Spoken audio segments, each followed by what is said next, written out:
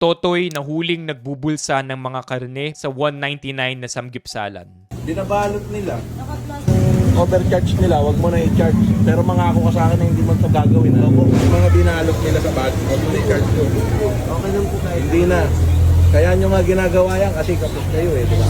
Wag mo na lang uulitin.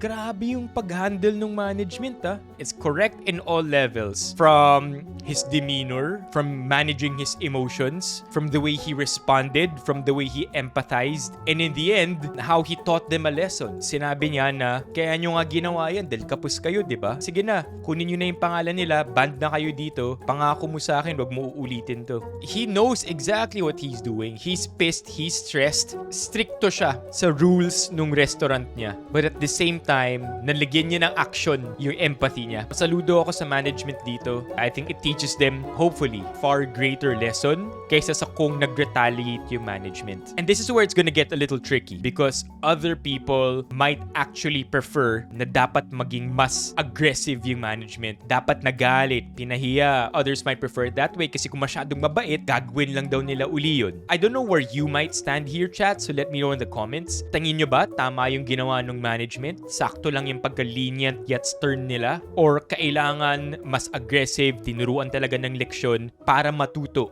yung nagnakaw ng samgyup?